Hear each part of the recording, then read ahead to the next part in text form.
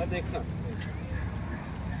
ਹਾਂਜੀ ਅਮਰਜੀਤ ਜੀ, ਇਸ ਵੇਲੇ ਆਪਾਂ ਚੱਲੇ ਆ ਰਾਏ ਬੁਲਾਰ ਭੱਟੀ ਦੀ ਕਬਰ ਤੇ। ਹਾਂਜੀ ਹਾਂਜੀ। ਰਾਏ ਬੁਲਾਰ ਭੱਟੀ ਦੇ ਬਾਰੇ ਮੈਂ ਦੱਸਦਾ ਜਾਵਾਂ ਕਿ ਰਾਏ ਬੁਲਾਰ ਹਾਂਜੀ, ਭੱਟੀ ਹਾਂਜੀ। ਬਾਬਾ ਨਾਨਕ ਸਰਕਾਰ ਦੇ ਜਿਹੜੇ ਮਾਨੀ ਸਨ, ਹਾਂਜੀ ਉਹਨਾਂ ਦੇ ਵਿੱਚ ਜਿਹੜੇ ਪਹਿਲੇ ਇੱਕ ਦੋ ਲੋਕ ਸਨ, ਉਹਨਾਂ ਦੇ ਵਿੱਚ ਸ਼ਾਮਲ ਸਨ। ਹਾਂਜੀ ਔਰ ਰਾਏ ਬੁਲਾਰ ਭੱਟੀ ਨੇ ਬਾਬਾ ਨਾਨਕ ਸਰਕਾਰ ਦੇ ਨਾਂ ਤੇ 750 ਮੁਰੱਬਾ ਜਿਹੜੀ ਜ਼ਮੀਨ ਸੀ, ਹਾਂਜੀ। ਉਹ ਉਸ ਵੇਲੇ ਬਾਬਾ ਨਾਨਕ ਨੂੰ ਦਿੱਤੀ ਸੀ, ਡੋਨੇਟ ਕੀਤੀ ਸੀ ਬਾਬਾ ਨਾਨਕ ਦੇ ਨਾਮ ਹਾਂਜੀ। ਤੇ।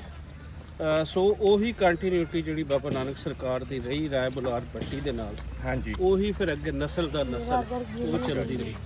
ਤੇ ਅੱਜ ਵੀ ਜਿਤਨੀ ਦੁਨੀਆ ਭਰ ਦੇ ਵਿੱਚ ਸਿੱਖ ਸੰਗਤਾਂ ਇੱਥੇ ਆਉਂਦੀਆਂ ਹਨ, ਬਾਬਾ ਨਾਨਕ ਦੇ ਜਿਹੜੇ ਨਾਮ ਲੈਵਨ, ਬਾਬਾ ਨਾਨਕ ਦੇ ਚਾਹਣ ਵਾਲੇ ਨੇ, ਉਹ ਫਿਰ ਰਾਏ ਬੁਲਾਰ ਭੱਟੀ ਨੂੰ ਉਹਨਾਂ ਦੇ ਜੋ ਉਸ ਵੇਲੇ ਉਹਨਾਂ ਦੇ ਰਿਲੇਸ਼ਨ ਇੱਕ ਬਣਿਆ ਸੀ ਅਕੀਦਤ ਦਾ, ਹਾਂਜੀ ਅੱਜ ਵੀ ਉਹਨਾਂ ਨੂੰ ਯਾਦ ਕਰਦੇ ਨੇ। ਸੋ ਆਪਾਂ ਵੀ ਚੱਲੇ ਹਾਂ ਜੀ ਉਹਨਾਂ ਦੀ ਕਬਰ ਤੇ। ਹਾਂਜੀ। ਤੇ ਦਿਖਾਓ ਜੀ, ਅਸੀਂ ਜਿੱਥੇ ਜਿੱਥੇ ਜਾ ਰਹੇ ਹਾਂ ਕਬਰਸਤਾਨ ਦਿਖਾਓ।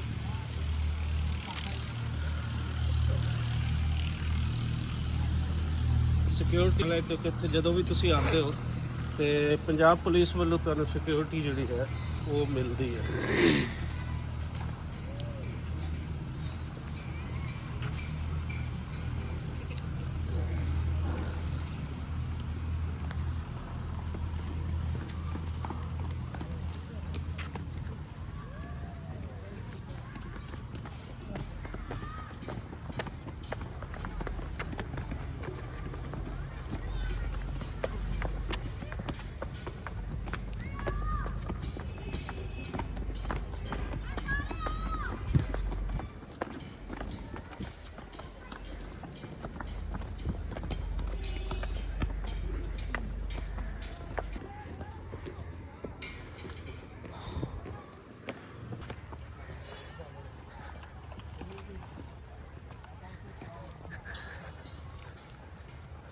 ਬਹੁਤ ਪੁਰਾਣਾ ਕਬਰਸਤਾਨ। ਹਾਂਜੀ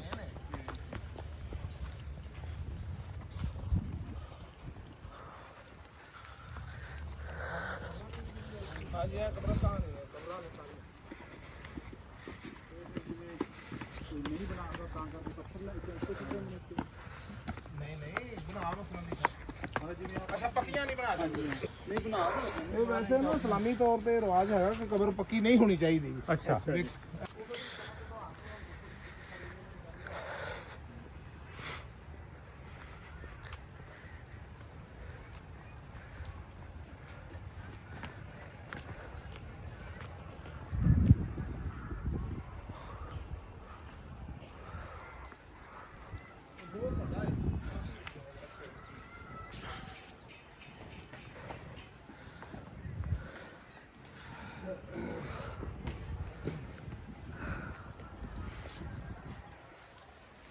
ਹਾਂਜੀ, ਇਹ ਕਬਰ ਹੈ ਰਾਏ ਬੁਲਾਰ ਭੱਟੀ ਸਾਹਿਬ ਦੀ। ਤੇ ਅੱਜ ਵੀ ਲੋਕਾਂ ਦਾ ਇੱਥੇ ਆਉਣਾ ਇਹਨਾਂ ਦੀ ਉਸ ਕੁਰਬਾਨੀ ਨੂੰ ਯਾਦ ਕਰਦਾ ਹੈ ਜੋ ਬਾਬਾ ਨਾਨਕ ਸਰਕਾਰ ਵਾਸਤੇ ਇਹਨਾਂ ਨੇ ਉਸ ਵੇਲੇ ਦਿੱਤੀ ਸੀ। 750 ਮਰਬਾ। ਹਾਂਜੀ ਹਾਂ, ਬਿਲਕੁਲ। ਔਰ ਉਹ ਜ਼ਮੀਨ ਅੱਜ ਵੀ ਗੁਰਦੁਆਰਾ ਜਨਮ ਅਸਥਾਨ ਦੇ ਨਾਂ ਹੀ ਚੱਲੀ ਆ ਰਹੀ। ਪਾਕਿਸਤਾਨ ਬਣਨ ਦੇ ਬਾਅਦ ਵੀ ਉਹ ਜ਼ਮੀਨ ਜਨਮ ਅਸਥਾਨ ਦੇ ਨਾਂ। ਇਹ ਸ਼ਾਇਰ ਭੱਟੀ ਨਹੀਂ ਆਂਦੀ ਹੈ ਉਹਨਾਂ ਦੇ ਦਾਦੇ ਪੜਦਾਦੇ ਉਹਨਾਂ ਦੀ ਨਸਲ ਹੈ। ਇਹ ਗੁਫਾਰ ਭੱਟੀ ਸਾਹਿਬ ਦੁਆ ਪੜ੍ਹ ਲਵੀਏ ਜੀ। ਬਿਸਮਿਲ੍ਲਾਹ।